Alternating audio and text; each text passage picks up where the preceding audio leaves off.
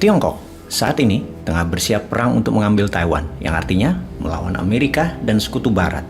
Pertanyaannya, apakah Tiongkok combat ready? Apa strategi Tiongkok selain kombatan perang militer? Apakah masanya adalah saat ini atau sekarang, di mana Amerika sedang ada masalah di dalam negeri dan menghadapi Rusia di Eropa Timur? Dua front besar bagi Amerika. Apakah akan menjadi titik lemah ketika di wilayah Asia Pasifik ada perang baru lagi yang harus menjadikan front ketiga dari sisi Amerika? Di sisi seberang, apakah Amerika combat ready untuk naval war, perang laut di Laut Utara Natuna tersebut? Apa pelajaran yang Indonesia harus ambil sekarang? Sebelum kita menjawab apa strategi Tiongkok dan apa strategi Amerika di Indo-Pacific War secara militer, kita ke Indonesia terlebih dahulu untuk mengantisipasi apa yang bakal terjadi ke depan dengan langkah yang dilakukan oleh pemerintah. Ini hanya langkah antisipasi kalau shit happen yang harus punya solusinya. Jangan pakai propaganda dan buzzer lagi. Jangan pakai narasi, tetapi kita bantu pemecahannya kalau rencana tidak sesuai kenyataan. Kita ke G20 yang akan diselenggarakan di Bali November 2022 ini. Kita ke Bloomberg sekarang, di mana pemimpin kita diinterview Bloomberg kemudian mengatakan bahwa Xi Jinping dan Putin akan hadir di G20 di Bali. Ramai debat dan komen para analis di Bloomberg. Namun secara kenegaraan, pemerintah Amerika dan negara sekutu barat anggota G20 belum bereaksi atas statement Xi Jinping dan Putin akan hadir ke G20 nanti di Bali.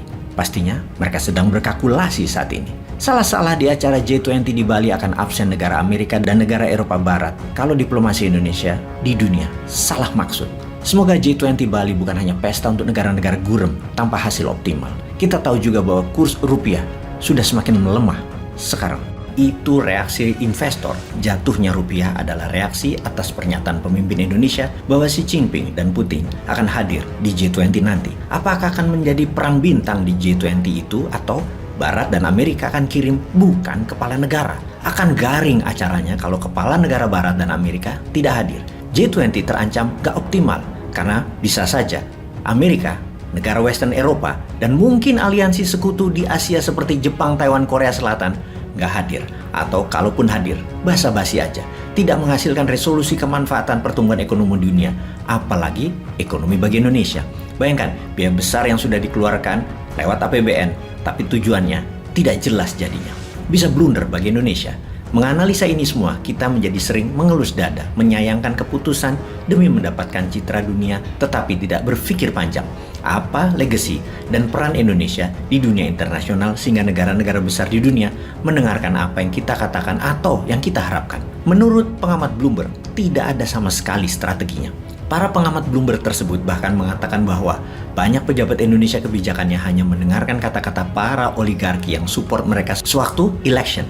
Sementara sepak terjang oligarki kita telah merusak legasi Indonesia yang mendapat predikat negara muslim demokrasi terbesar di dunia. Oligarki sekitar kekuasaan ini hanya peduli dengan kepentingan bisnisnya saja. Kebetulan mereka telah beraliansi erat dengan Tiongkok. Rusia juga tidak ada pilihan lain kecuali beraliansi dengan Tiongkok. Maka para pejabat sekuat tenaga cari muka ke Xi Jinping dan Putin karena harus mengusung kepentingan oligarki. Walaupun harus dibayar mahal oleh rakyat Indonesia yang menanggungnya kemudian. Itulah komentar salah satu narasumber di Bloomberg. Oh iya, ada diskusi menarik di podcast Endgame Pak Gita Wirjawan dengan George Yeo, former Foreign Ministernya Singapura. George Yeo mengatakan bahwa Indonesia punya kapasitas untuk take a lead di ASEAN yang kemudian berlanjut di Asia, dan ini merupakan critical task atau tugas penting. Tapi masalahnya penyelenggara negara tidak memiliki visi ini, lebih memilih kepada kepentingan oligarki yang sempit dan short term. Kita kembali ke topik utama kita. Apakah Tiongkok combat ready dalam drama di Taiwan dan bagaimana Indonesia harus melangkah? Kita semua tahu perang memerlukan oil and gas sebagai bahan bakar utama dari perang.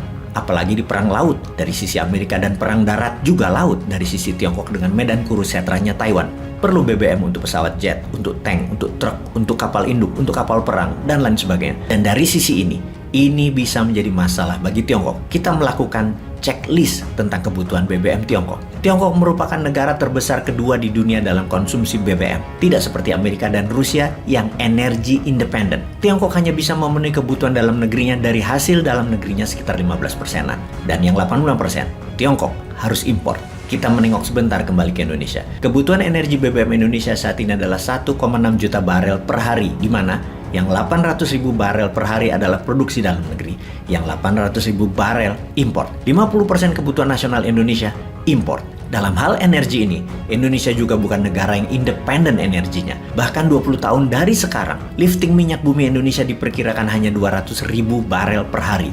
Kebutuhan di tahun 2045 adalah 2,5-3 juta barel per harinya. Kurang dari 10% kesanggupan produksi nasional yang 90% Indonesia impor BBM-nya. Di tahun 2070 Indonesia kalau tidak ada rencana untuk program energi independen, maka di tahun 2070 Indonesia net import murni, 100% BBM-nya adalah import. Inilah yang New Mind selalu mengingatkan. Rencana nasional efek dari pasca G20 itu bagaimana? Ketahanan energi nasional ke depan itu bagaimana? Apapun itu kita harus mulai menggunakan listrik tenaga nuklir berbasis thorium itu sekarang. Tuh kan jadi lupa nerusin Tiongkok versus Amerika dalam perang energi yang akan mereka lakukan dan bagaimana bentuk perangnya. Jadi kelewatan aja. Gara-gara nengok balik Indonesia sih, waduh ampun dah.